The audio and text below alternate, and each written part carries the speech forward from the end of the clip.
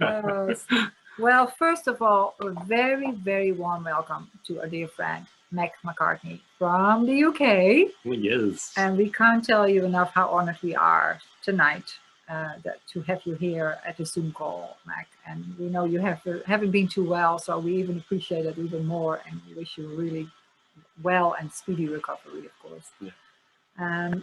We've been since January. We had some guest speakers every month. And we had Raphael Gordon, we had Knut Arid Harnstad, and yourself so far. And we all met at Oslo with our dear friend Christian and Alexandra. Yeah. When we shared a stage for conscious business people who wanted to have a higher level of consciousness that could have an influence in the world. And you're definitely one of the speakers that caught our heart so much, and how you spoke. And yeah, you are a wonderful speaker. You're an entrepreneur. You're a writer. You are a business leader. You are so much a change maker. For us, very inspiring, and yet so humble. So yeah, that's really, I saw you there. I met you there for the first time, and from the beginning, it was clear to me you had so much to say. You have so much experience in life, but still you're not bragging about it. You're really humble, and we're going to hear your stories. And it's so nice to be in your environment. It's really, thank you. Definitely. Thank you, both of you. Really appreciate it. And I had the honor once to stand in the stone circle at Embercombe with my indigenous friends, and some of them as well, when I was invited to represent the indigenous women of Europe, when I was invited by Pat McCabe. And it was for me a very nerve-wracking situation. I remember, and I'm still not very comfortable with that at times, but as you can well understand, I'm sure, that is a huge responsibility.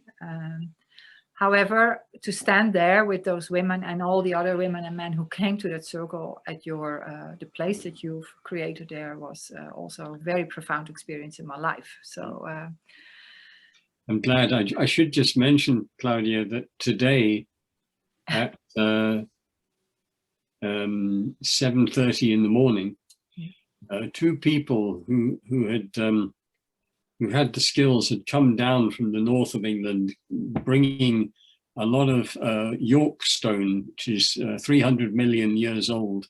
Wow. And they created a beautiful fire pit surround in the center of the circle. Oh my God! So in honoring of the children's fire in the center of the circle, which of course is a piece of that whole indigenous wisdom that around which Embercombe, my work and many of our work is centered. Wow. So today is a rather auspicious day as well. Wow. Well, and if people don't know about that yet, then if you want to know more about the children's fire, we can highly recommend Mac's book. I'm just every night is like it's one of those books I don't want to finish. It needs to at least come a few sequels on this. It's just amazing. I've only had that once in my life, and that was with braiding sweetgrass. I don't know. Wow! I did not want to finish that book as well. Me too. So please tell us about a little bit about your life, Max, so we can be enlightened on that level. Let me just say, so in a couple of weeks, I'll be 72. So I was born in, what feels like another time. I remember when the first television arrived in the street. So much was so very different. Yeah. And I had the privilege of a childhood that was spent outdoors most of the time with my parents, not knowing where we were, and they wouldn't expect to see us, and they never worried about us until we turned up sometime in the early evening, muddy, blooded, and all the rest of it. And it was just normal life.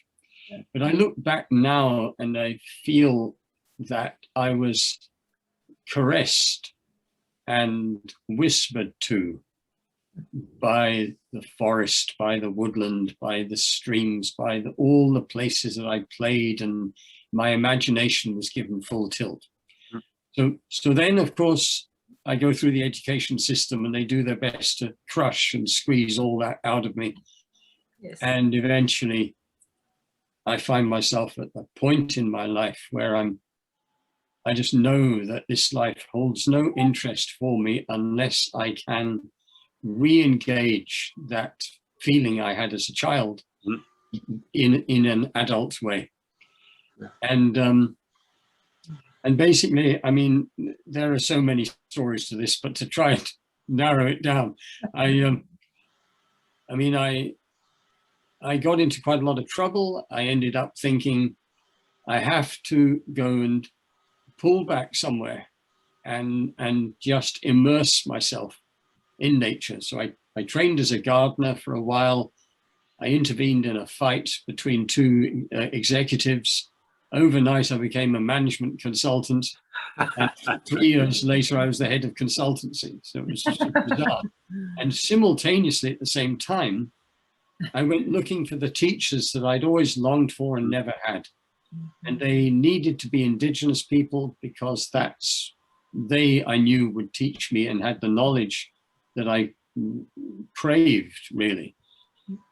And, you know, just before we began online, I was just sort of sharing with you both this.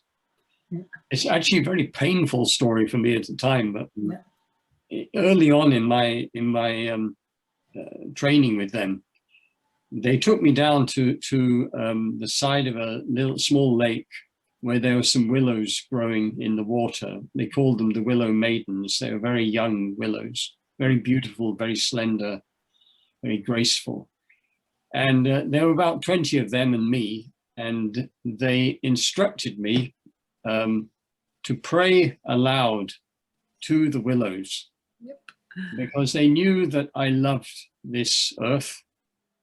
And they said, you know, the willows would like to hear what you have to say. So I just remember it as this excruciating time as I tried to put into words what was in my heart. And I was an abject failure. And I didn't impress them at all. And after a while they turned on their heel and they walked away, and I was left to stumble my way back. Every morning for nearly 2 weeks they did this. Every morning I had to go down. Every morning it was the same request. And there was a lot of shaking of heads and sighing and, you know, all this. And I was usually weeping, you know.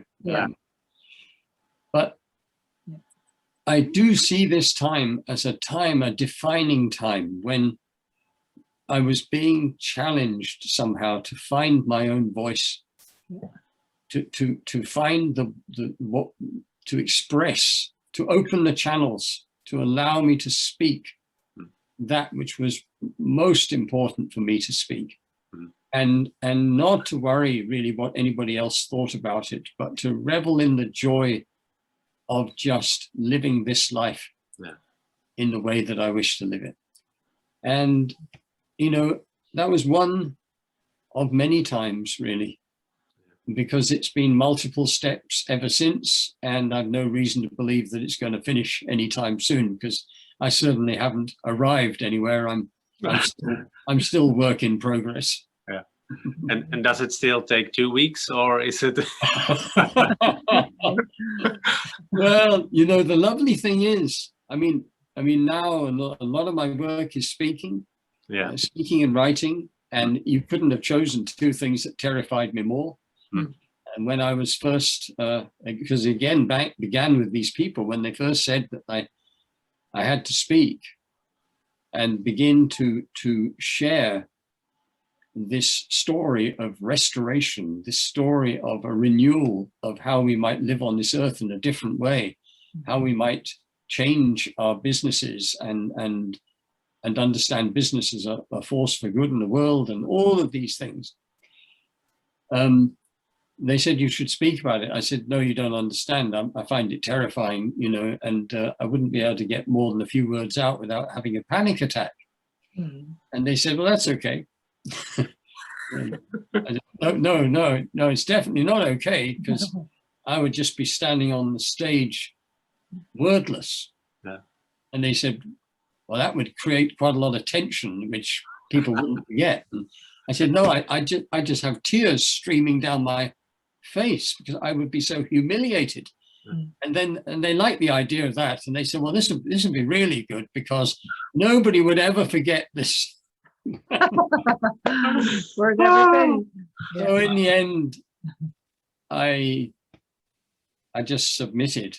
Yeah. And I think that's probably a good word to use. Submitted to the awareness that my fears and everything were there, but in the end, you have to ask yourself whether the love that you have is greater than the fears that you possess.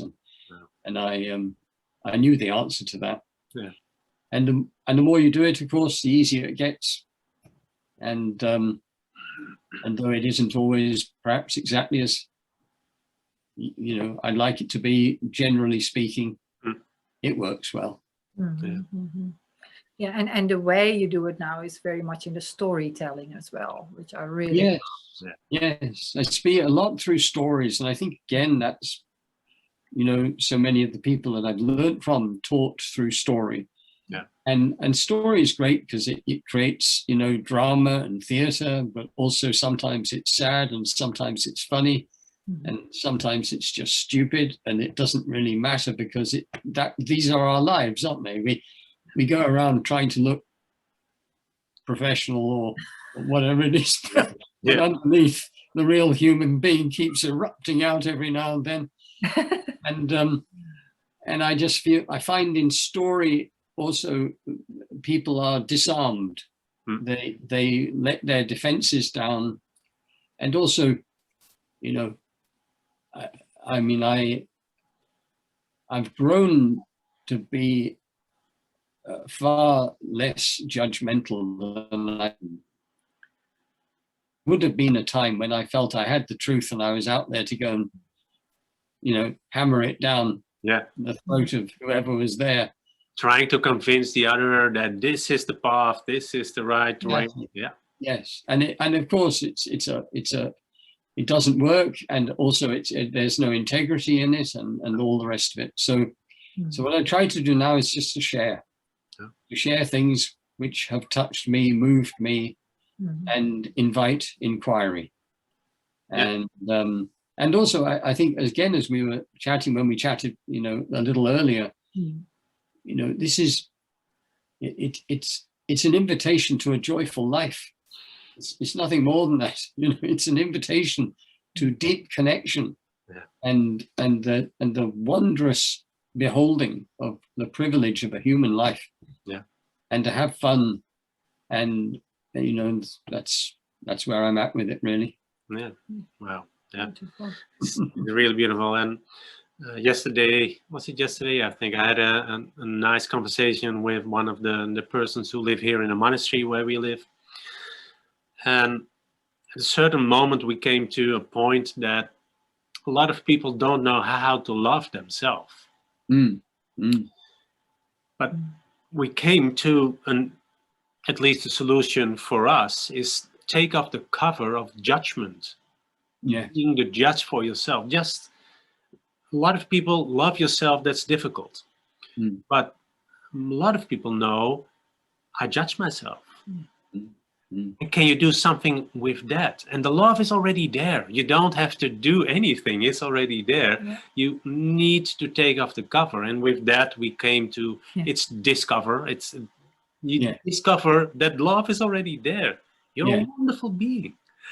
Yes, that's right, Arturo. And I feel, I mean, I guess it's not surprising. We've been educated all our lives to believe somehow that we have to be something that meets the expectation in some form or other. And indeed, the way our society is arranged, we're rewarded to a degree by doing that. So to sort of remove these layers that we've invested a lot of time in trying to put on, to remove them. It produces all kinds of feelings of anxiety and vulnerability and all the rest of it. But once we move through that, then I think it's such a tender and beautiful place. You would never willingly put those clothes back on again, as it were. Yeah. Something came up to me when you were talking also earlier about one of the things I also read in the book, you know, and I heard you speak about before, is like we've lost the connection also with our ancestors, you know, the land that we live in. You went on this huge pilgrimage, you know, that you write about to the island of Mona. It was you thought, wasn't it? And you also write about, you know, that are we aware actually that we're standing on these shoulders of our ancestors? How do you think, knowing that again, I've been, for example, intrigued and going back into my roots, and especially because I've now invited to introduce myself, you know, where I come from. It's like, oh God, I need to know something. So I go back 7 generations from my mother's side to the center of Amsterdam. I get, you know, so we have all the women come from that old center of Amsterdam. And I want to go further, of course, but and then I know a little bit more about history itself, but from the lineage I know 7 generations back. And it does something to me. And I know what it does to me, but what does it do to you now you know more about, you know, the ancestors of the land, and who knew how to have the relationship with the trees? And you know, you also say the pagans were not worshipping the trees as such, but they had a relationship with it. Yes. What do you think that does with us, and how did they go about with that? For me, Claudia, it's a feeling of coming home. It's a feeling, it results in a feeling of belonging.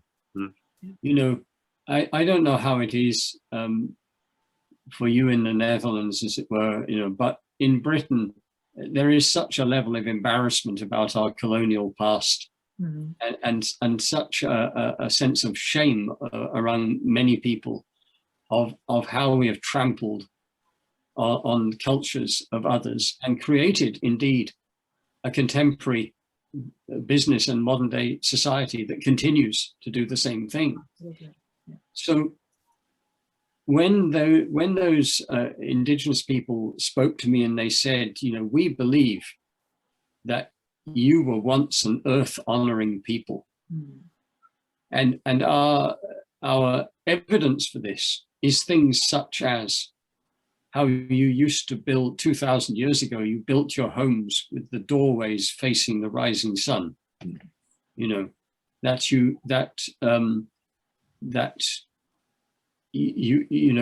the interior of those homes, the modern archaeology suggests, is closely resembles that of the teepees of the Plains Indian Native Americans, and on and on and on, different things. Even the names of your people were things like, there was the woman who led the Brigantes tribe in north of Britain in around AD 60. Her name was Sleek Pony. You know? And you've got these wonderful, gorgeous names which are related to nature and to these things. Also, even things like divorce, you know, more than 2,000 years ago, when couples separated, there was a 50-50 split. And women could be leaders of forces on the ground. They could occupy the highest positions in society in every field. So somewhere along the line, we began to wage war on nature, indeed, I would say on women, and on that entire feminine aspect of our existence. And that gave us permission to do some terrible things. So when I begin to inquire and really try to find out and fumble my way back into the mystery of who we were as a people a long time ago, we weren't perfect. We were human beings. We did all the stupid things that, you know, human beings have done forever.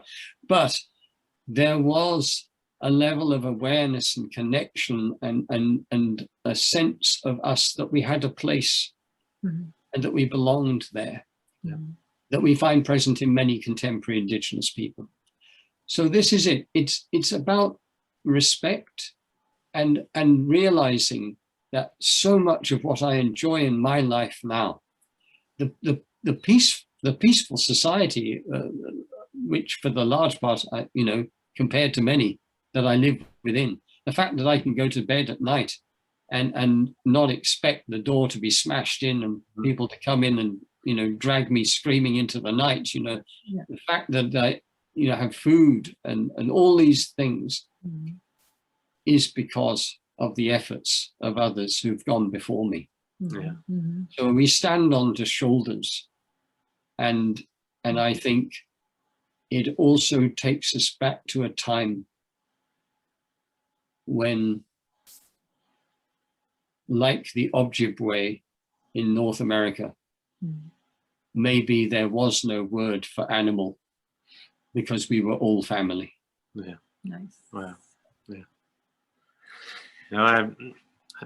I think I read 2 weeks ago, somebody said, at what moment did we decide that we were better than everything else on this planet?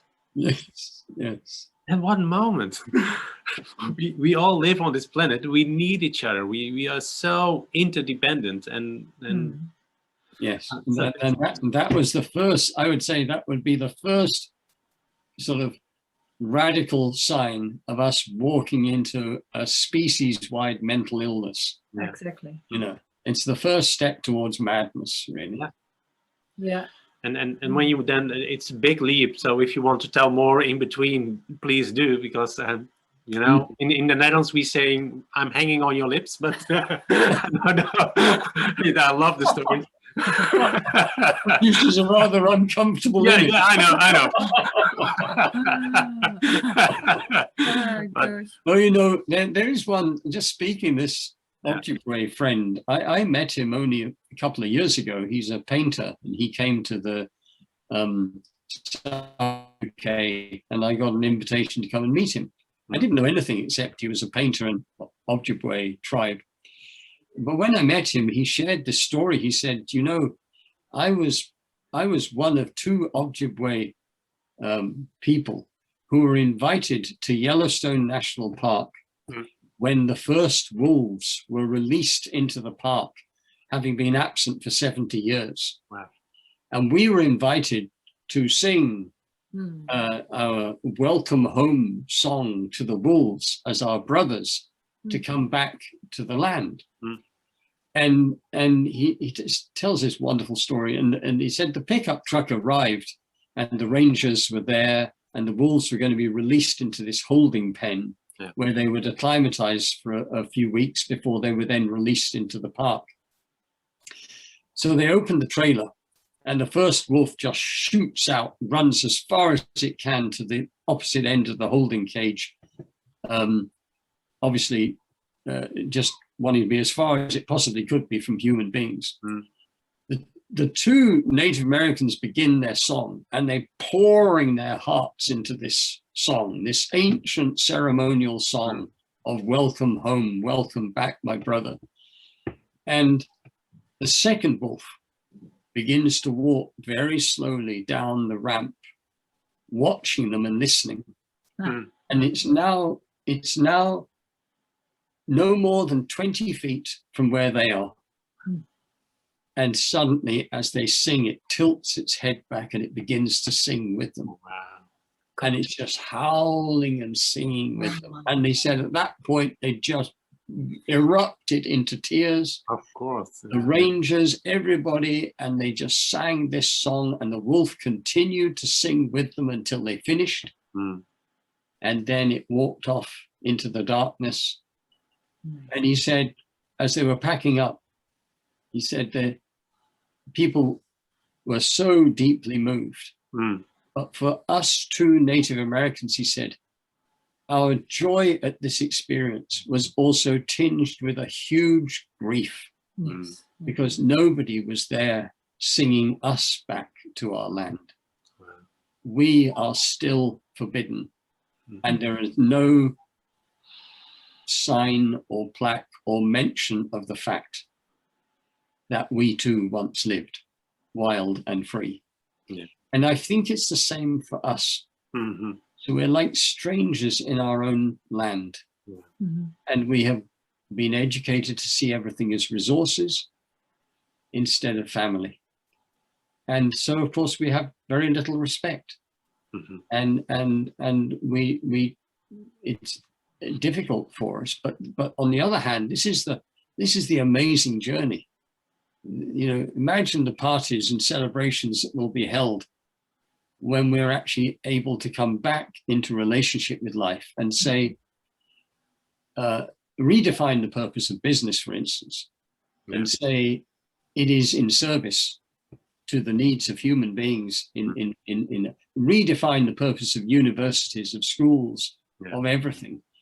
Redefine the whole lot on the basis of we could live better on this earth, more joyfully, more happily, more peacefully, if we were brave enough in our own small way to say, I will be part of this.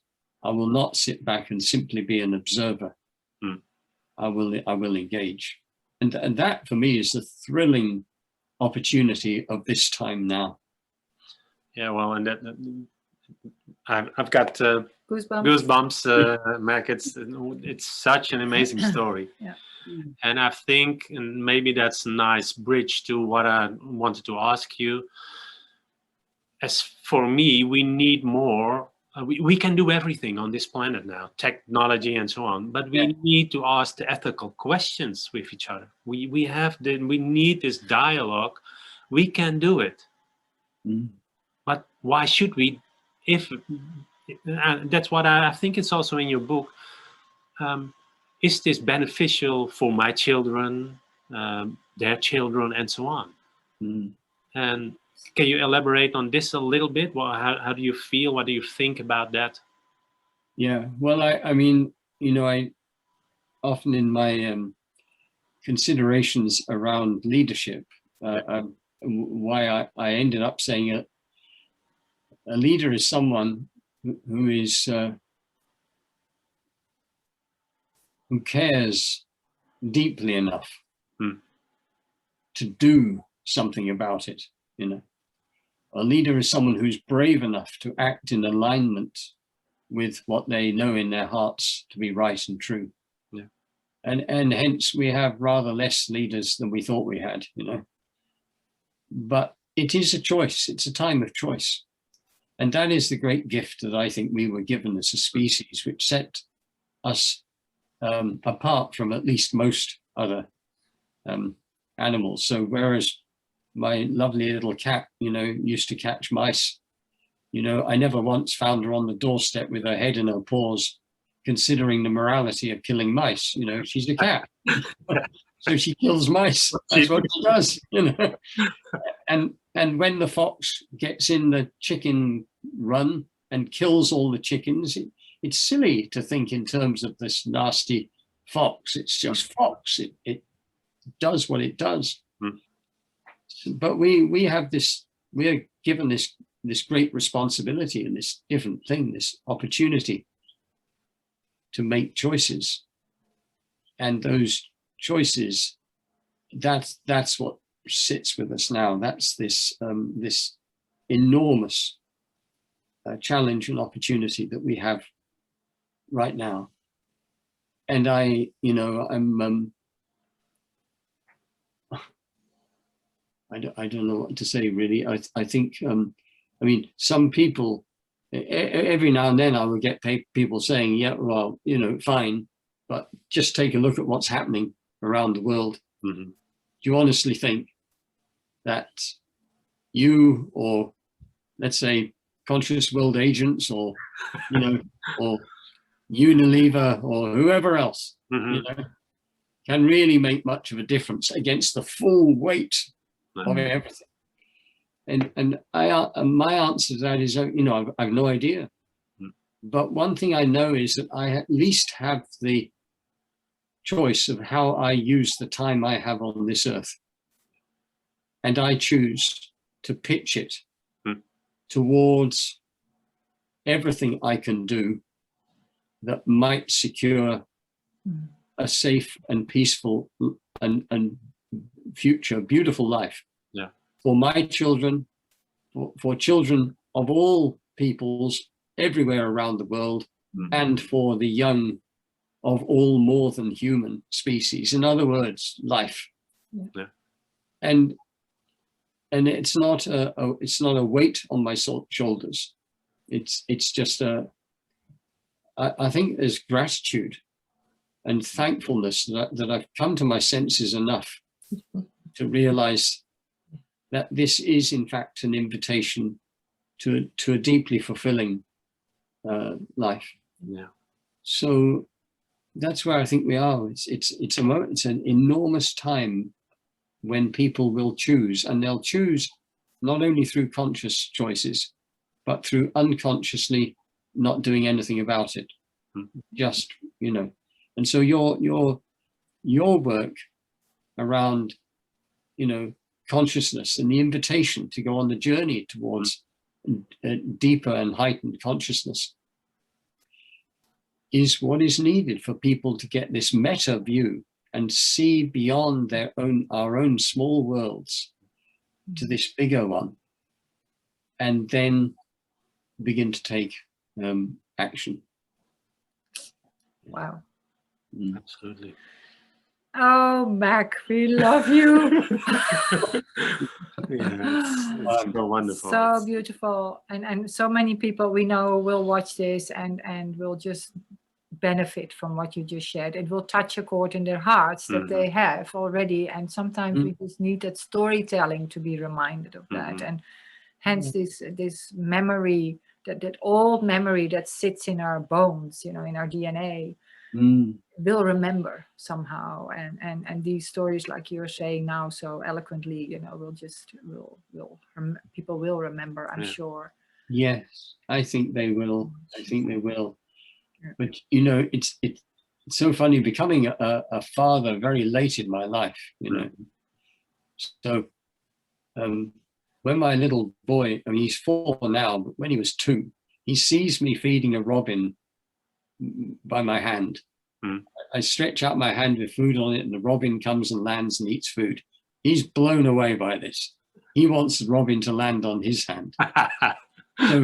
So of course he goes running around the garden chasing the robin, and the robin can't get away fast enough because he's terrified of this small little human monster who's chasing him.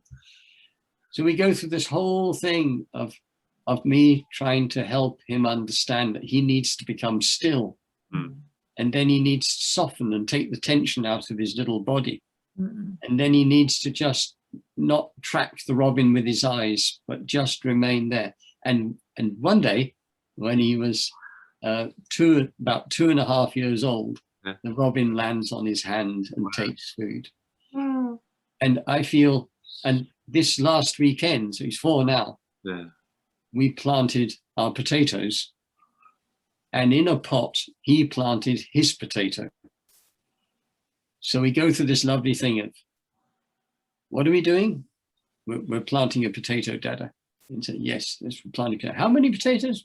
One potato. So we have 1 potato, And then a while later, I said, how many potatoes did we put in that pot? And he's getting a little irritated, and he says, 1 potato, Dada. We put 1 potato, Have you forgotten, I'll remind him of this every now and then. And in a couple of months, we'll dig that potato up. How many potatoes? This is such a wonderful story about you can chase everything. Yes. But if you be silent and go inwards, it will come to you. It will come to you. And that's right, Arturo. And magic is all around us every day. The most extraordinary thing: 1 potato, 10 potatoes. It's like wow. And so that's where I feel this magic and beauty. Spirit is alive every tiny little moment of humor and joy that fills every day. And who wouldn't want to come home to that, really? Absolutely, Yeah. absolutely. And thank you so much for that. And it just reminded me, because I'd lived 27 years on your island Right. in Scotland, and then 2 years ago I came back to the Netherlands, where I left 27 years before that. And I lived half of my life then in both, and it was beautiful to be in Scotland. And it, it's very mystic and very earthy, and a lot of granite and a lot of different energy. And then when I made a choice to come back to the Netherlands, there was such a difference in the sand, and not having that rock underneath, and also having that experience. And I remember I wasn't sure if I was coming back, but I went into the sea, and I could see the magic of the light of the sun touching the waves. And I knew I just had to come back. It was just like, you just know.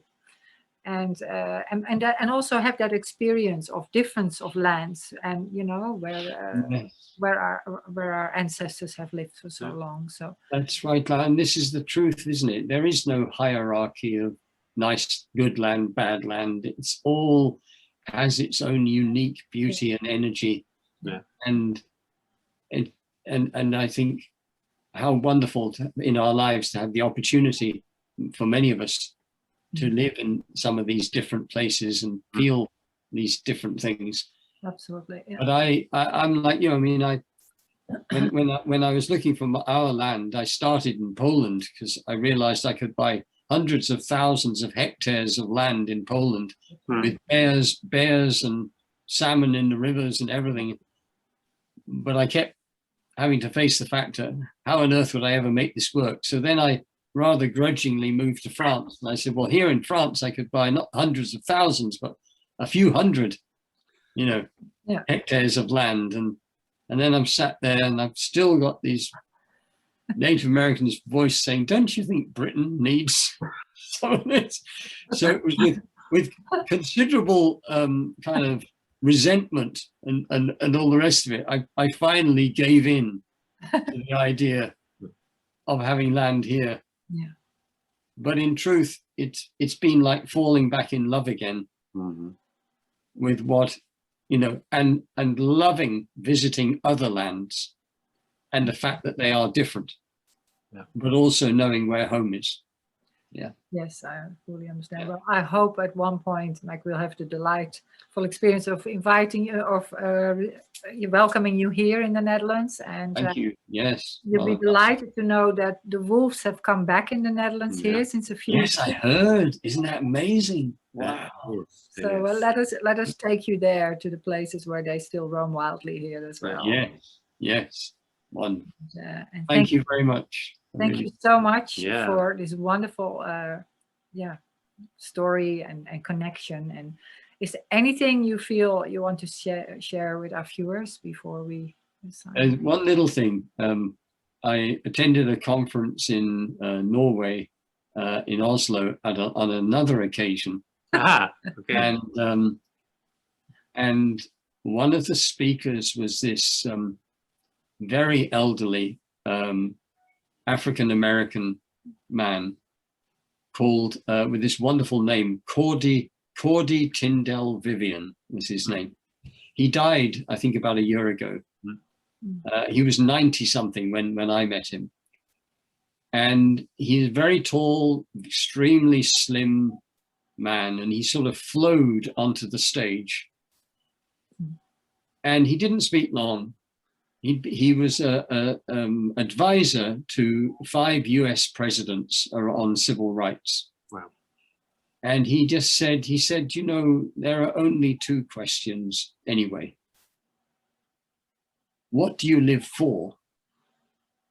And what do you live by? So what you live for is this is what I'm going to live for, And then what you live by are the values and the principles and the things that help you live in a good way. So what do you live for? What do you live by? I've often thought about that. And what I loved was the simplicity of his message and the graceful beauty of this elderly man who had arrived somewhere in his life and just looked more vibrantly alive than many people a quarter, half his age. So yeah, I leave that memory of Cordy Tyndall Vivian. that's so beautiful, and I can visualize it. So I'm sure many can. So have you got something else to say? No, You're still having goosebumps. It's a shame that we don't do this more often with each other, Mac. Thank you for the opportunity. Yeah. Thank you so I much. really appreciate it. And of course, we will we'll mention your website for this and so on. So thank you very much. Look at there. Is there anything that an upcoming event or so, or anything else that you would like to mention for now? No, I don't think so. Obviously, it'd be lovely to pass on my website details. If you wouldn't mind, also Embercombe's website, absolutely. the place that I founded. That would be wonderful. Yeah, yes, we will. We will definitely do that. We've already put that in announcement. So anybody who's watching, www.embercombe.org, as I understand it, and then also they can go on your website, Macartney.com. Is that right? That's right. That's it, Blondie. So and we'll put that in the YouTube. We'll also put this video on YouTube. So we'll send you the link as well if that's helpful for you as well. Please, that'd be great. And well, I'll spread the word of Conscious World Agents. Thank you. That would be very, very kind of you as well. Yeah. Thank you so much, and hopefully we will be able to drink a cup of tea around the fire sometime very soon. I hope so. Look forward to it. Me too.